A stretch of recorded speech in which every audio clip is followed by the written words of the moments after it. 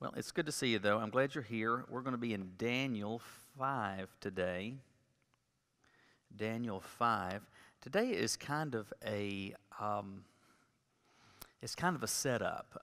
I don't mean set up in a bad way. Most of the time we use set up in a bad way.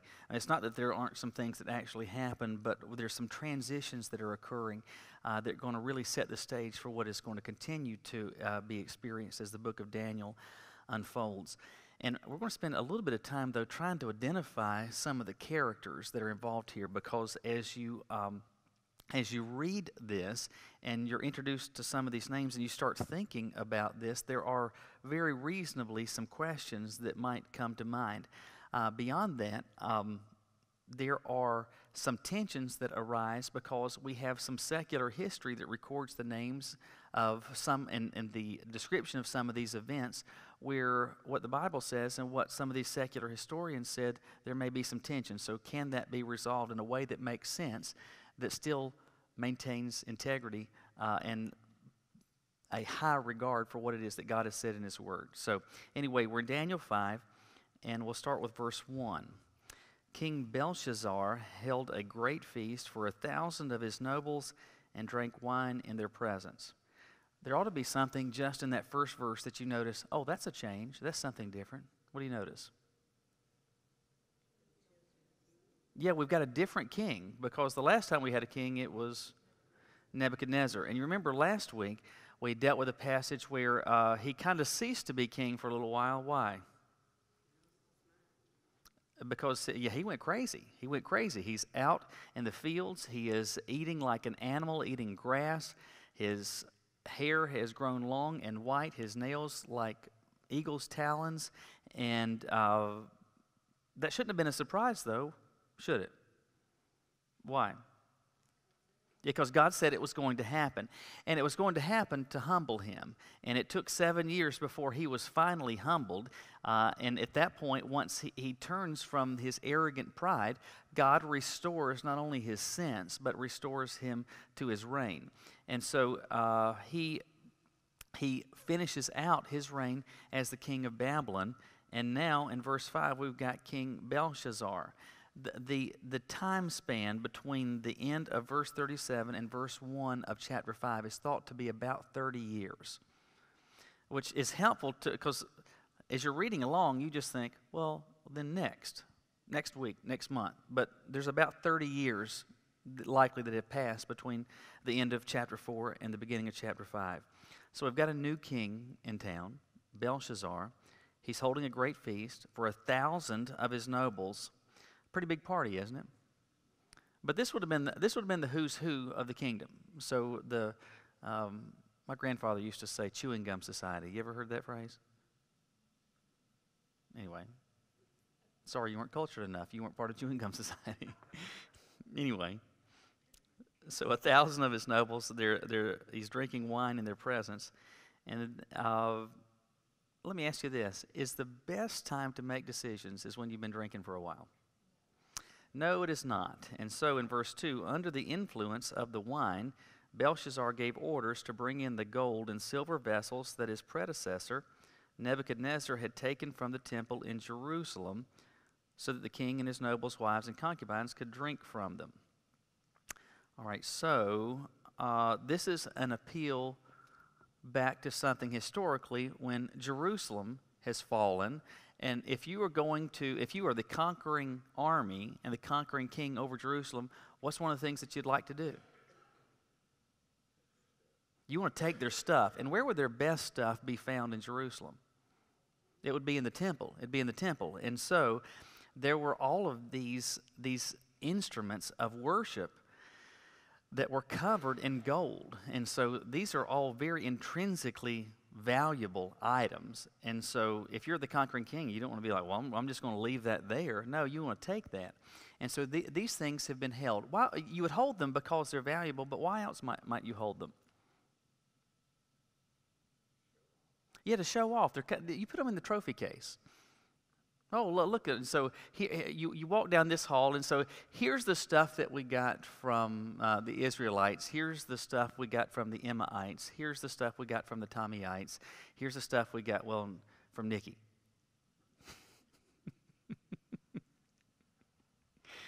And so you would do that, though, because it would be a testament to your power. It'd be a way to kind of show off or to reflect on the greatness and the victories that you've experienced. But these things didn't come from the palace. They came from the temple. So these things would have been associated with God. And it's interesting, even among non-believers, you tend to experience, even from them, a sense of reverence for stuff that is deemed religious, even if you don't personally subscribe to it. Now, let me see if I can say that in a way that makes sense. I remember at the church I pastored in Charlotte, we got broken into a few times. And there were times where, because of that, you'd have to deal with the police, or then you were talking to church members about whatever had happened. And one of the statements you would hear people say is, "Man, I can't believe that somebody would do that to a church." Right? We had the catalytic converters cut off of both vans, and it was a very busy road. 2-3 times busier than what Hilltop Road is, and our vans were parked. Just 20 feet from that, and somebody came through there and cut the catalytic converters off of both church vans. And when we take it to the shop, you got a guy that has no connection with God, no connection with church at all. Say, "Man, I can't believe that you do that to a church," because what might motivate that thought? Well, that it's sacred. What else might it be? Well, church does good things. What'd you say? Even among people that may say, "Hey, I'm not on the team. I'm not with you or anything, but I want to hedge my bets, and in case you're right, I don't want God mad at me," right? And so it was certainly you've got a very pantheistic culture at this point where they're worshiping all sorts of gods, and you've got to think that there would have been this hesitancy to do something that might be an affront to some deity, whether you like them or not. Does that make sense? And so if you are taking the stuff, the elements that were used for the worship of God, and you're using them for your beer brawl, it's likely that there would have been some hesitancy that people, I don't know if I want to do that. It's one thing to put them in a trophy case. It's another thing to bring them out for a drunken party. But he does this, but why does he do it?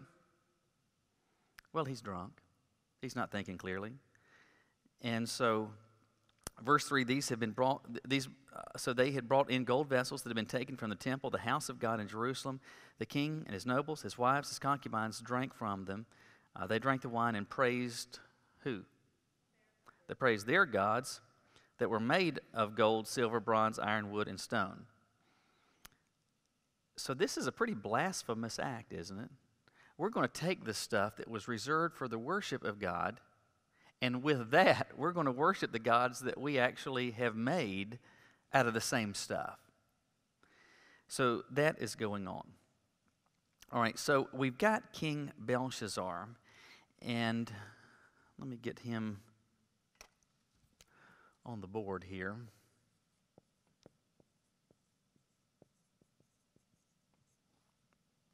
Actually, I want to write with something you can see better.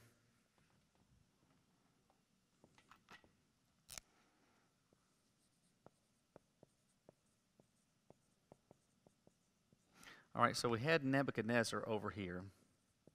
All right, so Nebuchadnezzar is gone, right? Why do we think he's gone? Or where do we think he went on vacation? No, he's dead. He's dead. And so typically, if you're king, who's going to become... Well, typically, it would be your son. But the problem is, Belshazzar is actually not the son of Nebuchadnezzar. Let me see. This guy is.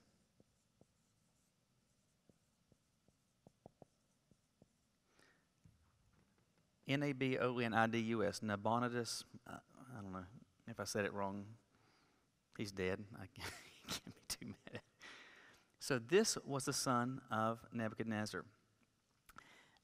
It doesn't seem that, and we say that, or I say that based on some secular historical records, it does not seem that he is dead in chapter 5. It seems that he is actually alive. But who's described as king? All right, so his son is described as king. All right, so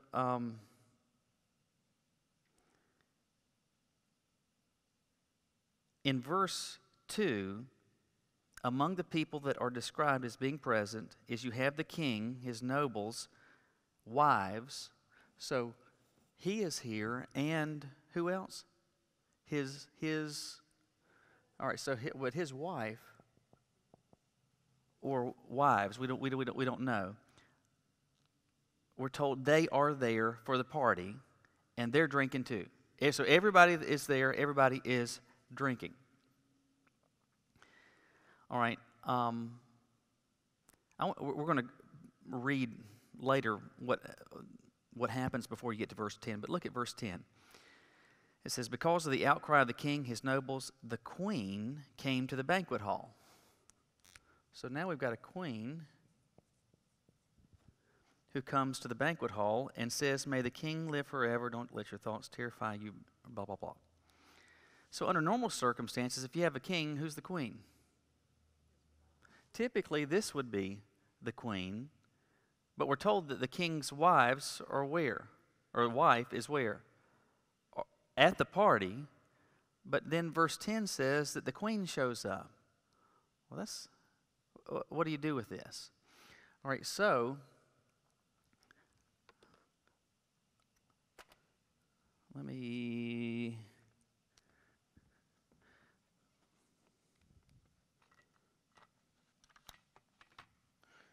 draw here for a second. You love my drawings, don't you? They're beautiful. All right, so here we have the... Well, so much for that one. All right, here we have the Mediterranean Sea, the far eastern side of the Mediterranean, all right?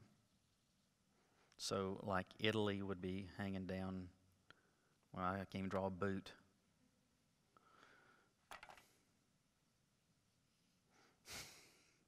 There's Italy. All right, so you got the Mediterranean over here. So, it was then, it is today, that what we would know as Israel would be like along the Mediterranean coast, all right? So Jerusalem would be somewhere like in here. But think about today, what's to the right of that? Especially the further you go right, what's going on? Somebody say, what do you say? Like in terms of countries, modern countries. Do what? Well, Jordan would be further north, but go further. You got Iran and Iraq. So Iran would be over here. Well, you've got this, because do you know, we've got another body of water that comes up over here, don't we? What do we call that one? It's not as big as, it's not drawn to scale. No, the Dead Sea is going to be over here. This is the Persian Gulf. And so the Persian Gulf is going to come up. And so back in the early 90s, you saw a lot of maps that had this. And so there's a little country over here on the edge of it that became really important. You remember? Saudi Arabia is down here. But you had Kuwait. What's right next to Kuwait? Iraq, very good. And so Iraq kind of is like over here, and then you've got Iran over there. All right? Again, not drawn to scale. All right, in Genesis, we get some geography because in Genesis we're told that in the garden there were some rivers, right? There are three that are mentioned, but two of them still exist. Do you remember the two that still exist? Tigris and Euphrates. Do you know which one is north versus south? All right, so they run in here, and then they kind of meet, and then they dump into the Persian Gulf. All right, so do you know which one's north? No, so it's Tigris and then Euphrates. And how I remember that is this. T is for top. So Tigris on top of Euphrates. All right. At this point in history, you have the Babylonian Empire comprises all of this. Even over into, like, what's over here?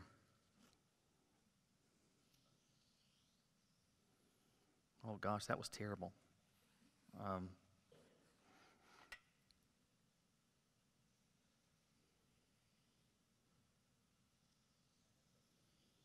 There you go. It's Africa. So what's over here? Egypt will be over here. So you've got Babylonian Empire that's even going to come all the way over to here, and it's going to come down into here. What's down here now? So if you've got Iran, Iraq kind of comes, so there's a big country down here. They're kind of our friend, kind of. Turkey's up here. Saudi Arabia is down here. So Saudi Arabia is down here. All right. The city, Babylon, the Euphrates, went through it. Do you remember last week when we talked about, I read you some description about the city of Babylon. Do you remember something that was notable? It had walls. It had 2 sets of double walls that would 40 foot tall, 25 feet wide, and you would have guard posts every 60 feet, right? When you've got 2 sets of 2 of those, how hard is it to get into that city? Well, it's really tough. And so one of the things that you would also want to do is, if you're going to have a big city is going to need, among other things, it's going to need water. Well, how are you going to get water in if you're going to be a big city? If you're going to plant that city, where are you going to plant it? Probably with the river. If you're going to do, hey, what are you going to do with the wall stuff? What might you do? You would probably, you want that river to actually go through your city. So you'd have a section of the wall where the river goes underneath the wall, right?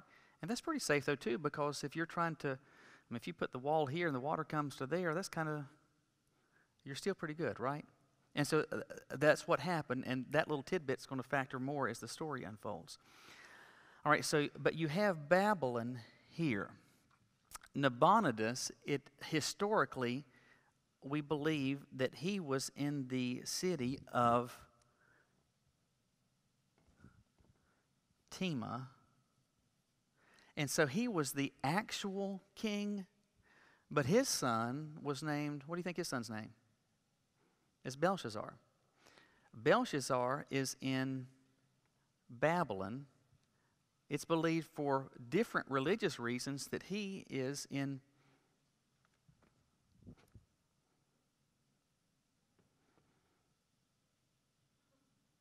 one thing worse than a sneeze is an almost sneeze. That he was in what was known as Arabia at that point, in the city of Tema. And so even though he is the technical king, the day-to-day operations are run by his son, he's essentially the de facto king.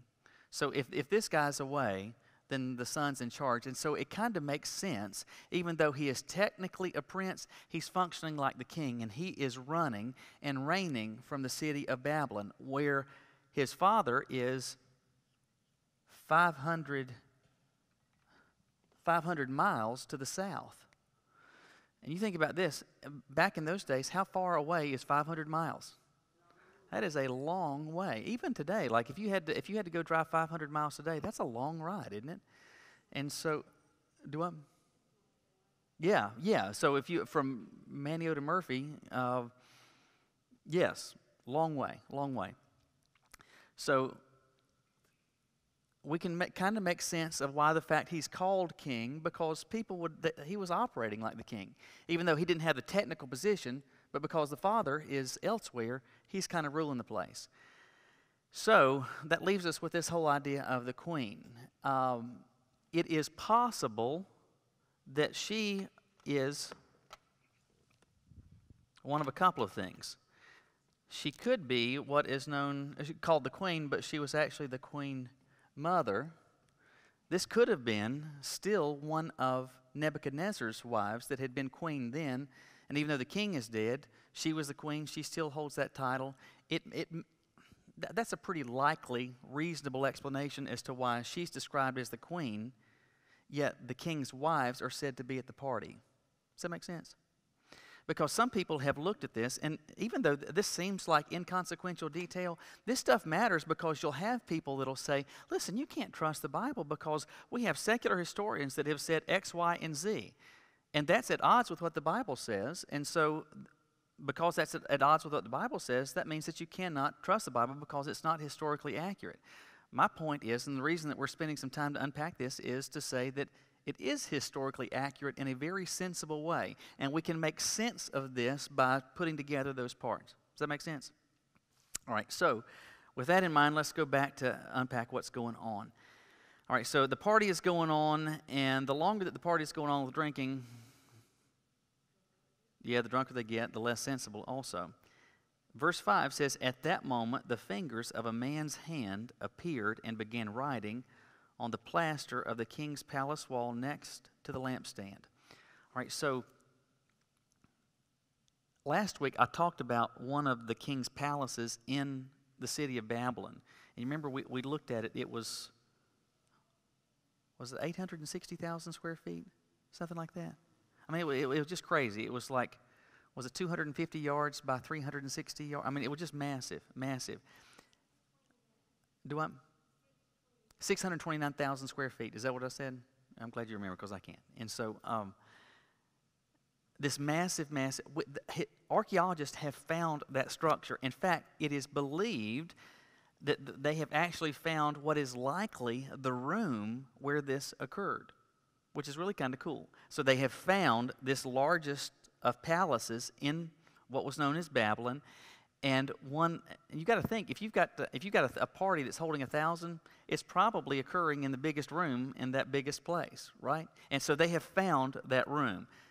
Not found, obviously, writing on a wall, but it says the finger began writing on the plaster of the wall. So if you're writing in plaster, what's the sense that you get of what's actually occurring? Is it looking like ink on paper? What do you think it might look more like? Yeah, it would be like you're kind of scratching it into it because it's likely that, I mean, like when we make plaster, well, I don't know. We don't know how hard exactly it was, but it's likely something more akin to limestone. And if hard enough you pressed, you could scribble something into it. And so what is seen is not a whole person, but just a hand scribbling something on the wall. As the king watched the hand that was writing, verse 6 says, his face turned pale. And you've heard people say, oh, man, it looked like they saw a ghost, right? I mean, if you've seen somebody that's ever been, or maybe you yourself, you've gotten caught or something and the blood just rushes from your face. It says his thoughts terrified him so that he soiled himself. My Bible has a textual note. The phrase says literally, the knots of his loins were loosened. So I don't know if that means a 1 and a 2, or a 1 or a 2, or a 1 and a 2. I don't know, but that's how petrified he is by what he sees. His knees knocked together. And so you've heard, these are all phrases we still today are. I mean, talking about your knees knocking. He is terrified by what he sees. Verse 7 says, the king shouted to bring in the mediums, Chaldeans, and diviners. He said to these wise men of Babylon, whoever reads this inscription. So it seems like this happens very quickly. This hand appears, that there is writing that is etched onto the wall. The hand disappears, but the writing is left. And he wants to know what in the world this says.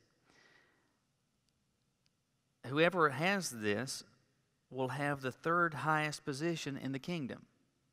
Now, that makes more sense now, doesn't it?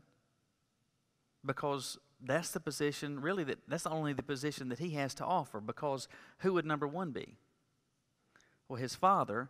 And even though he's called king, he's operating as king in Babylon. He's number two, so the best that he can offer is number three, and he's saying, hey, I'll give you the number three slot. So verse 8 says, all the king's wise men came in, but none could read the inscription or make its interpretation known to him. So there's two things. What actually does this say, and then what does it mean? Verse 9, the king Belshazzar became even more terrified. His face turned pale, and his nobles were bewildered. So they're just kind of flummoxed. We don't know what to do. I mean, this is a problem, but we can't solve it. Verse 10, because of the outcry of the king and his nobles, the queen came to the banquet hall. And so it makes sense that she's just now showing up if she's not one of the king's wives. Perhaps she is the grandmother. But she says, may the king live forever. Don't let your thoughts terrify you or your face be pale. There is a man in your kingdom who has a spirit of the holy gods in him. In the days of your predecessor, he was found to have insight, intelligence, and wisdom like the wisdom of the gods. Your predecessor, King Nebuchadnezzar, appointed him chief of the magicians, mediums, Chaldeans, and diviners. Your own predecessor, the king, did this because Daniel, the one the king named Belteshazzar, was found to have extraordinary spirit, knowledge, and intelligence, and the ability to interpret dreams, explain riddles, and solve problems. So summon him, and he'll give the interpretation. Again, why do you think she knows about Daniel? She's been around. And so it's likely that she is the mother of the king, the grandmother of the de facto king, and maybe he's young and dumb or didn't pay attention in history. He's born with literally a silver spoon in his mouth, golden spoon in his mouth. He may not know the history.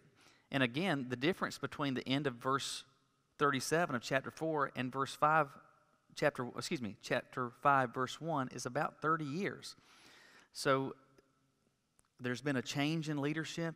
Daniel might have, and with the change of leadership, Nabonidus has his own people in places of position and power.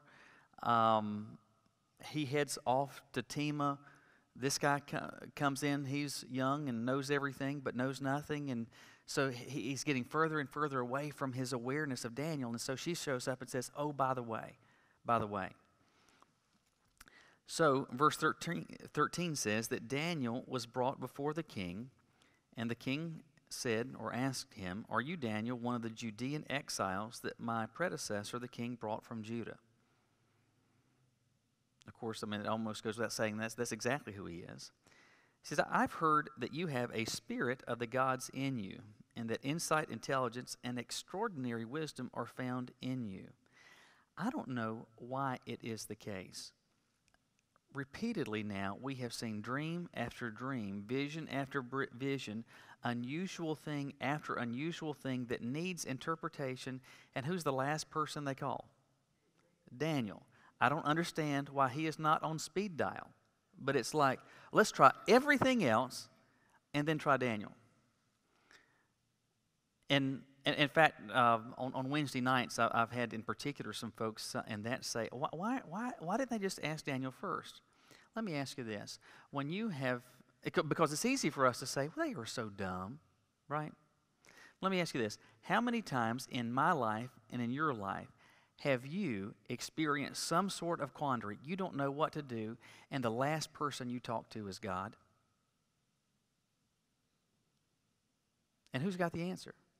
Well, honestly, you might get some sound counsel or some horrible advice from somebody else. But typically, what we do is we in person, or we burn up the phone, we start talking to anybody that'll listen. Oh, what do you think? What do you think? What should I do? What would you do? What would you do? What would you do? Instead of saying, Lord, here's my problem. We tend, unfortunately, we're no brighter than they are. And we, unfortunately, while we know that God has the answers, too many times he's the option of last resort when he ought to be the first choice. Anyway, such is the case with them, because people were dumb then, we're still dumb today. And so he says, verse 15, the wise men and mediums were brought before me to read this inscription, to make its interpretation known, but they couldn't do it. However, I've heard about you that you can. And if you can read this inscription and give me its interpretation, you'll be clothed in purple, have a gold chain around your neck. So you get the Mr. T starter kit and have the third highest position in the kingdom. So again, you'll get promoted. And we don't know exactly how old Daniel is. My guess is at this point, Daniel's probably 60-ish. He might be ready to apply for Medicare. Not sure, but at least he's getting close. And Daniel said, "You may keep your gifts and give your rewards to someone else." So I don't need anything, but I'll go ahead and tell you. I will read the inscription for the king and make the interpretation known. Your Majesty, the Most High God, gave sovereignty, greatness, glory, and majesty to your predecessor Nebuchadnezzar. Because of the greatness he gave him, all peoples, nations, and languages were terrified and fearful of him. So God really blessed him in the sense that he was able to grow in prominence and power, and the empire really grew, not only in size and scope, but also in actual strength, so that people knew Nebuchadnezzar's not a guy to be toyed with.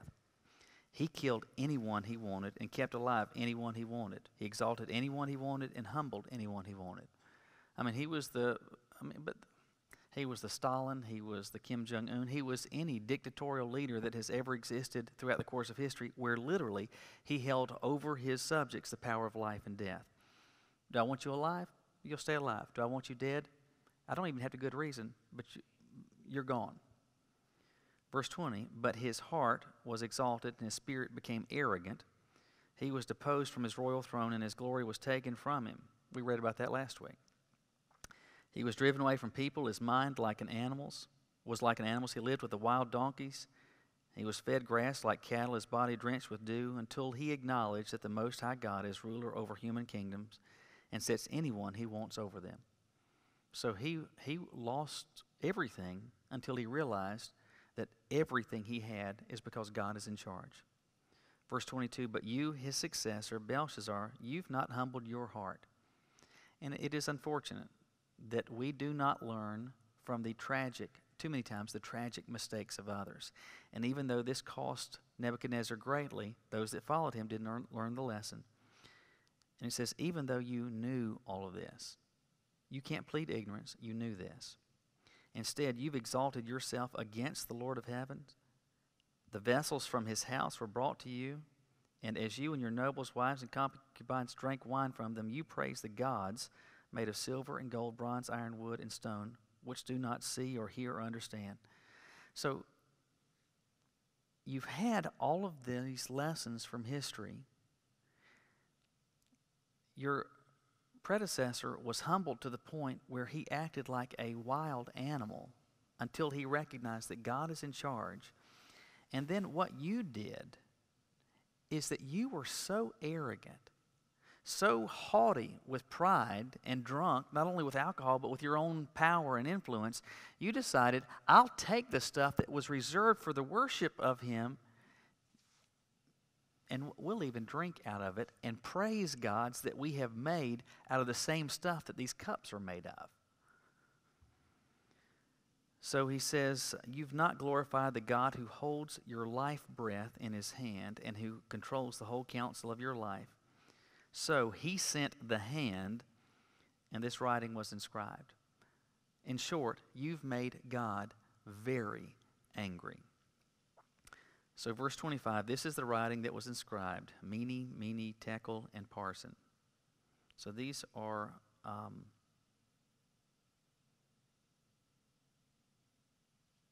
oh gosh, I just lost the word. It'll come to me in a second. These words were written, and so here is the interpretation. And I could be mispronouncing this, but it's okay. Mene means that God has numbered the days of your kingdom and brought it to an end. Does that sound like it's going to happen? Or does it sound like it's already happened? It sounds like it's already happened. So, in short, the gig is up. Hope you enjoyed it. Willie Nelson had a song that said, turn out the lights, the party's over. And so, You don't get Willie Nelson and just quote it anywhere. All right, anyway, he's a great prophet. But that's what he's saying. It's over. It's done. Tekel means that you have been weighed on the balance and found deficient. Peres means that your kingdom has been divided and given to the Medes and Persians. Historically, and again, we don't know this from this passage, but we know this historically, that so you had what it will come to be known as the Medo-Persian Empire. The Medes and Persians have joined forces to make one mighty army. That they've surrounded the city of Babylon. But what? It's just kind of crickets. Because what's their problem? These walls, a stack of them, they're 40 feet tall. They're 25 feet wide. They've got guards everywhere. I mean, it is a certain death. You try to get near that, what are they going to do? They're going to shoot an arrow, hurl a rock, throw flaming tar at you. They're going to do something. And you can't do anything. We've got moats that are described as being in between these. It is an impenetrable city. But we talked about earlier that cities have to have something. Cities have to have water. And Babylon had some water going through it, specifically the Euphrates. And so it would have gone underneath the wall. Historically, what we know is that the Medes and Persians did something. If you can't get over the wall or through the wall, what might you want to do? You go under the wall. What's an easy? We've already got something that goes under the wall. We don't have to dig down.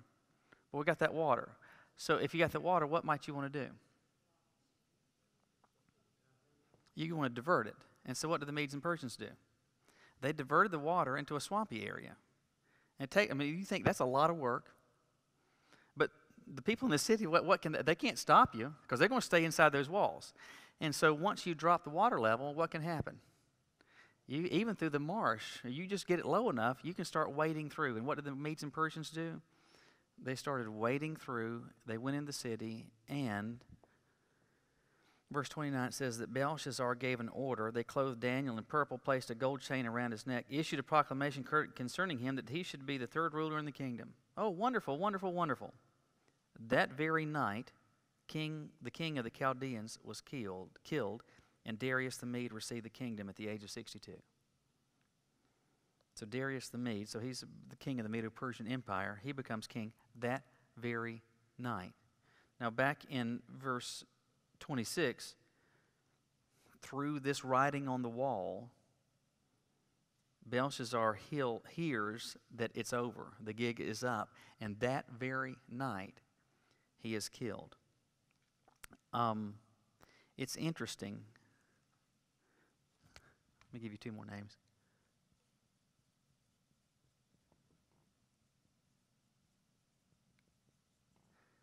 Xenophon and Herodotus are ancient historians whose, during the time about which they wrote, are considered to be very trustworthy descriptors of the events of that time frame. They were writing history of what's going on at this point. And Xenophon says that when Babylon fell, there was a festival in progress at the time of Babylon's fall. Herodotus says that Babylon invaded at a feast time where there was drunken revelry. What does chapter 5 tell us?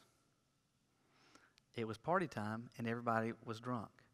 And so part of what we want to do today is to have set the stage for what is getting ready to happen, but also to reinforce that the Bible is absolutely trustworthy. It's absolutely trustworthy. It's trustworthy with respect to science. It's trustworthy with respect to history. It's trustworthy with respect to your life and with your eternity. And some have sought even to use this particular passage to say, man, these are irreconcilable differences. We've got guys like this that are saying something different. In truth, what you can do is to cause them to all work together in ways that actually make sense.